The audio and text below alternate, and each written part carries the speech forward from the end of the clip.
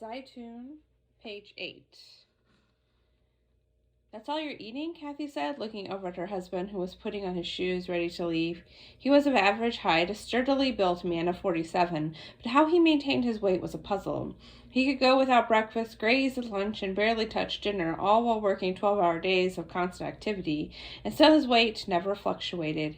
Kathy had known for a decade that her husband was one of those explicitly solid, self-sufficient, and never-needing men who got on by air and water, impervious to injury or disease.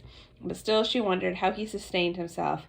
He was passing through the kitchen now, kissing the girls' heads. "Don't forget your phone," Kathy said, eyeing it on the microwave. "Why would I?" he asked, pocketing it. "So you don't forget things?" "I don't." "You're really saying you don't forget things?" "Yes, this is what I'm saying."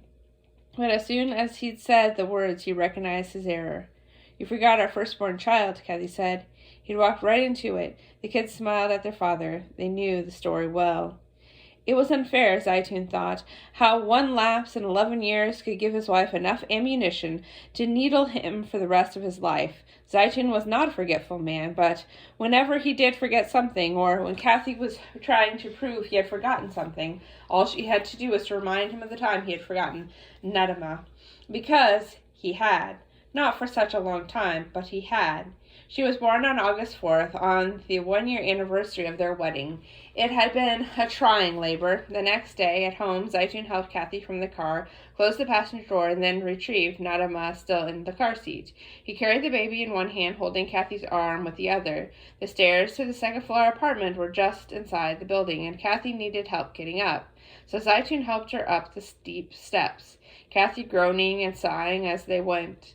They reached the bedroom, where Kathy collapsed on the bed and got under the covers. She was relieved beyond words or reason to be home where she could relax with her infant. "Give her to me," Kathy said, raising her arms. Zeitoun looked down to his wife, astonished at how ethereally beautiful she looked, her skin radiant, her eyes so tired. Then he heard what she'd said. The baby! Of course, she wanted the baby! He turned to her to give her the baby, but there was no baby. The baby was not at his feet. The baby was not in the room. "Where is she?" Kathy asked. Zeitoun took in a quick breath. "I don't know." "Abdul, where's the baby?" Kathy said, now louder. Zeitoun made a sound, something between a gasp and a squeak, and flew out of the room. He ran down the steps and out the front door. He saw the car seat sitting on the lawn. He'd left the baby in the yard. He'd left the baby in the yard. The car seat was turned toward the street. He couldn't see Nadama's face. He grabbed the handle, fearing the worst, that someone had taken her and left the seat. But when he turned it toward him, there was the tiny pink face of Nadama, scrunched and sleeping. He put his fingers to her, to feel her heat, to know she was okay. She was. He brought the car seat upstairs, handed Nadama to Kathy, and before she could scold him, kid him, or divorce him, he ran down the stairs and went for a walk. He needed a walk that day, and needed walks for many days following, to work out what he'd done and why, how he had forgotten his child while aiding his wife, how hard it was to do both, to be a partner to one and protector to the other. What was the balance? He would spend years pondering this conundrum. This day, in the kitchen, Zeitoun wasn't about to give Kathy the opportunity to tell the whole story again to their children. He waved goodbye. Aisha hung on his leg. "Don't leave, Baba," she said. She was given to theatrics. Kathy called her drama-rama, and all the Austen had made the tendency worse. He was already thinking about the day's work ahead, and even at 7:30 he felt behind.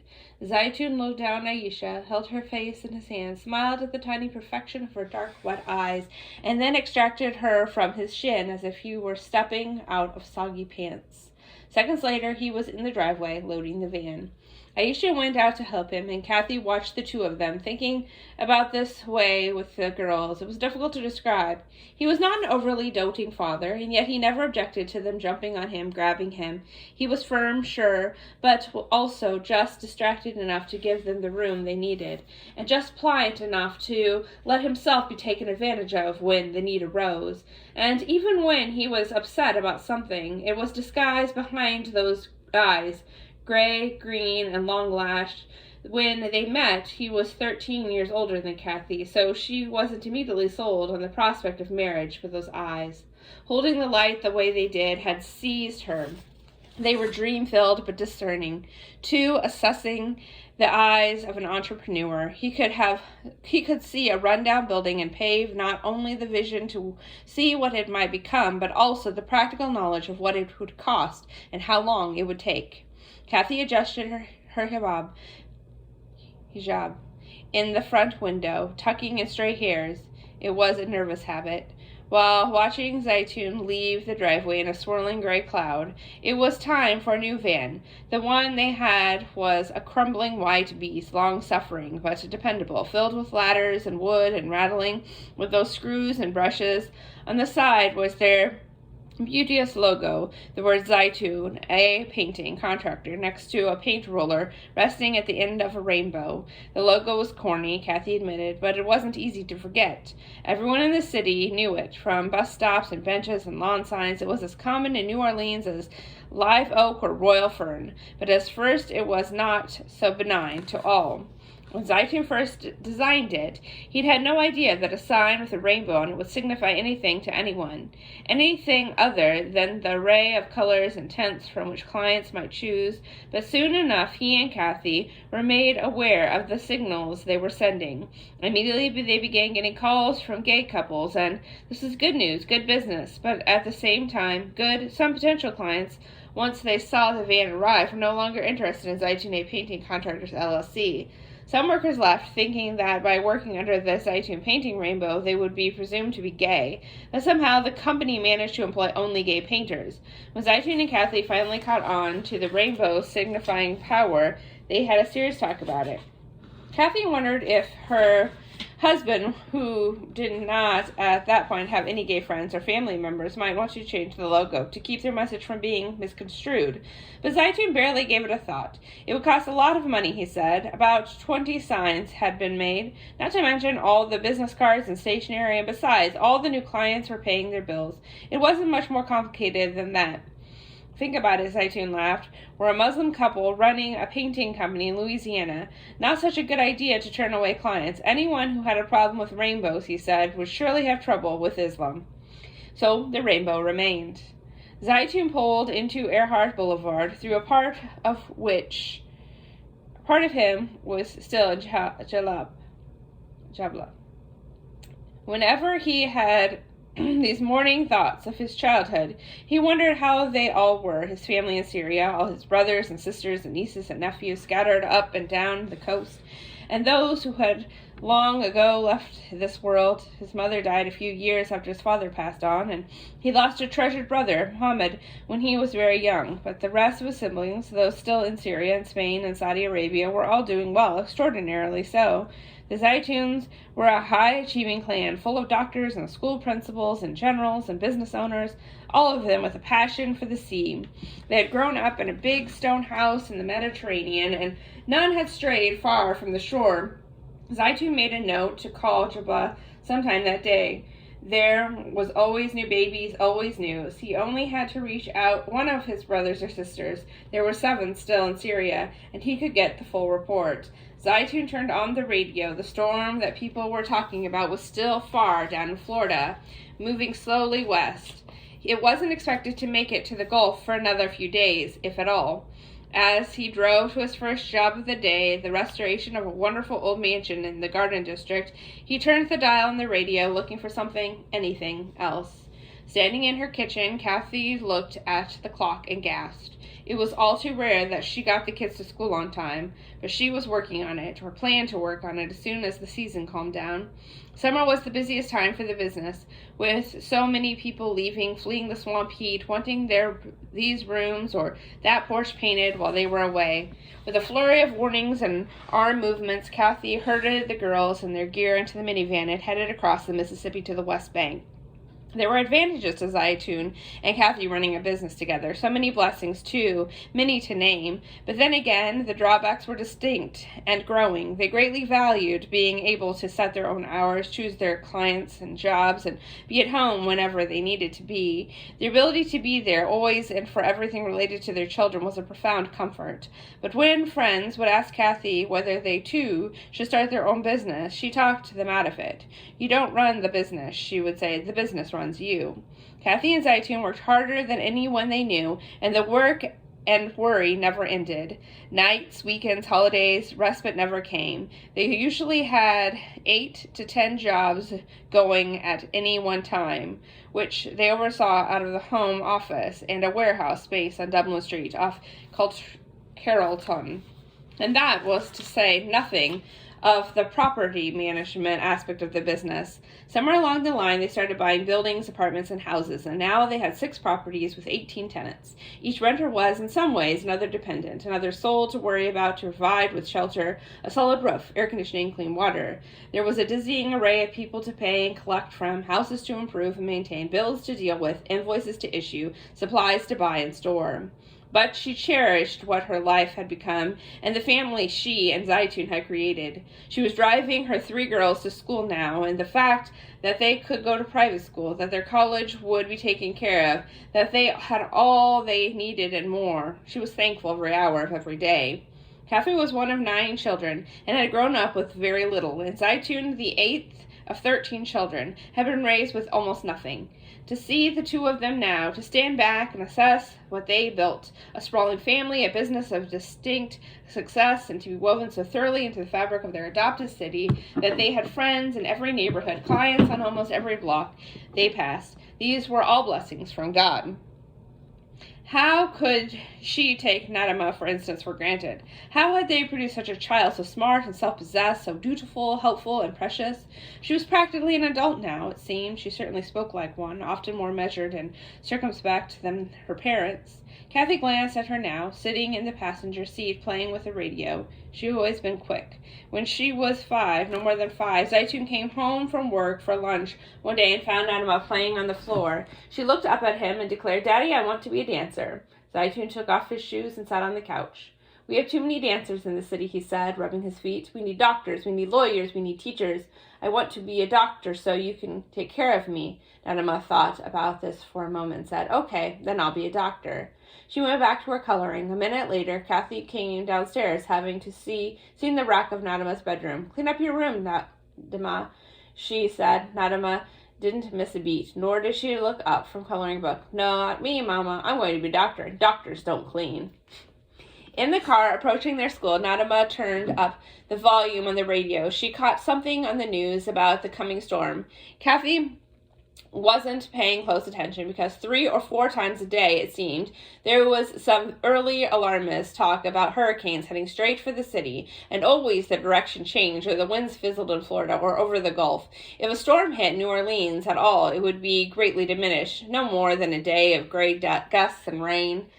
This reporter was talking about the storm headed into the Gulf of Mexico as a Category 1. It's about 45 miles northwest of Key West and was headed west. Kathy turned the radio off. She didn't want the kids to worry. "You think it'll hit us?" Nadama asked. Kathy didn't think much of it. Who ever worried about a Category 1 or 2? She told Nadama it was nothing at all, and she kissed the girls goodbye. With a thump of 3 car doors, Kathy was suddenly and definitively alone. Driving away from the school, she turned the radio on again. City officials were giving the usual recommendations about having 3 days' worth of supplies on hand. Zeitoun had always been vigilant about this, and then there was some talk about 110-mile-per-hour winds and storm surges in the Gulf. She turned it off again and called Zeitoun on his cell phone. "You hear about the storm?" she asked. "I hear different things," he said. "You think it's serious?" she asked. "Really, I don't know," he said. Zeitoun had reinvented the word really, prefacing a good deal of his sentences with really. As a kind of throat clearer, Kathy would ask him any questions, and he would say, "Really? It's a funny story." He was known for anecdotes and parables from Syria, quotations from the Quran, stories from his travels around the world, all of it she'd gotten used to, but the use of really, she'd given up fighting it. For him, it was equivalent to starting a sentence with, or "Let me tell you, it was Zeitoun, and she had no choice but to find it endearing." "Don't worry," he said. "Are the kids at school?" "No, they're in the lake. My God." The man was school-obsessed, and Kathy liked to tease him about it, and any number of other things. She and Zeitoun spoke on the phone throughout every day about everything: painting, the rental properties, things to fix and do and pick up, often just to say hello. The banter they developed, full of exasperation, and her one-liners, was entertaining to anyone who overheard it. It was unavoidable, too, given how often they talked. Neither of them could operate their home, their company, their lives or days without the other. They had come to such symbiosis continually surprised Kathy. She had been brought up a Southern Baptist in suburban Baton Rouge, with dreams of leaving home. She did so just after high school, and running a daycare center. Now she was a Muslim married to a Syrian American managing a sprawling painting and contracting business. When Kathy met her husband, she was 21 and he was 34, and a native of a country she knew almost nothing about. She was recovering from an unsuccessful marriage and had recently converted to Islam.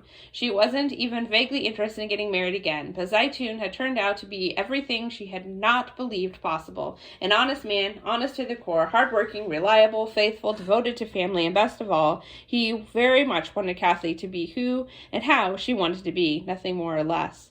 But it didn't mean there wasn't some fussing. Kathy called it that. They're spirited back and forth about everything from what the kids ate for dinner to whether they should enlist a collection of agencies to help with a particular client.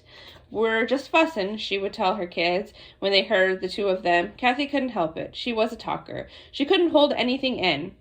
I'm going to speak my mind, she told Abdul early in their relationship. He shrugged. That was fine with him. He knew that sometimes she just needed to blow off steam, and he let her. He would nod patiently, sometimes thankful that his English wasn't as quick as hers, while he searched for the right words to respond with. She would go on, and often enough by the time she was finished, she was tired herself out, and there was nothing left to say. In any case, once Kathy knew that she would be heard, and heard to the end, it softened the tone of her arguments. Their discussions came less heated, and often more comical, but the kids, they were young, sometimes couldn't tell the difference. Years before, while Kathy was driving and fussing about something with Zeitoun, Nadima spoke up, strapped into a car seat in the back. She had had enough. Dad, be nice to Mom, she said, and then she turned to Kathy. Mom, be nice to Dad. Kathy and Zeitoun stopped cold. They looked at each other and then, in unison, back to the little Nadima. They already knew she was smart, but this was something different. She was only 2 years old. After she hung up with Zeitoun, Kathy did what she knew she shouldn't do, because clients no doubt needed and expected to reach her in the morning. She switched off her phone. She did this every so often after the kids had left the car, and she turned toward home, just to have 30 minutes of solitude during the drive. It was decadent, but essential. She stared at the road in total silence, thinking of nothing at all. The day would be long. It would be nonstop until the kids went to bed, so she allowed herself this one extravagance, an uninterrupted 30-minute expanse of clarity and quiet. Across town, Zeitoun was at his first job of the day. He loved this place, a magisterial old house in the Garden District. He had 2 men on the job and was stopping by to make sure they were there, and they were busy, and they had what they needed. He jumped up the steps and strode into the house. It was easily 120 years old. He saw Emil, a painter and carpenter from Nicaragua, kneeling in a doorway, taping off a baseboard. Zeitoun snuck up behind him and grabbed his shoulder suddenly. Emil jumped. Zeitoun laughed. He wasn't even sure why he did things like this. It was hard to explain. Sometimes he just found himself in a playful mood. The workers who knew him well were unsurprised, while the newer ones would often be startled, thinking his behavior bizarre, sort of motivational method. Emil managed to smile. In the dining room, applying a second coat to the wall, was Morocco, originally from El Salvador. The two of them, Morocco and Emil, had met at church and had gone looking for work at a team of house painters. They'd shown up at one of Zeitoun's job sites, and because Zeitoun nearly always had more work than he could handle, he'd taken them on. That had been 3 years ago, and Morocco and Emil had worked for Zeitoun consistently since then. Outside of employing a number of New Orleans natives, Zeitoun had hired men from everywhere: Peru, Mexico, Bulgaria, Poland, Brazil, Honduras, Algeria. He'd had good experiences with almost all of them, though in his business there was an above-average rate of attrition and turnover. Many workers were transient, intending only to spend a few months in the country before returning to their families. These men he was happy to hire, and he'd learned a fair bit of Spanish along the way, but he had to be prepared for their short-notice disappearances. Other workers were just young men, irresponsible and living for today. He couldn't blame them. He'd been young and untethered once, too. But he tried, whenever he could, to instill in them the knowledge that if they kept their heads down and saved a few dollars a week, they could live well, could raise a family doing this kind of work. But he rarely saw a young man in the business who had an eye to the future, just keeping them in food and clothing, chasing them down when they were late or absent. All of it was exhausting and occasionally disheartening. He felt sometimes as if he had not 4 children, but dozens, most of them with paint-covered hands and mustaches.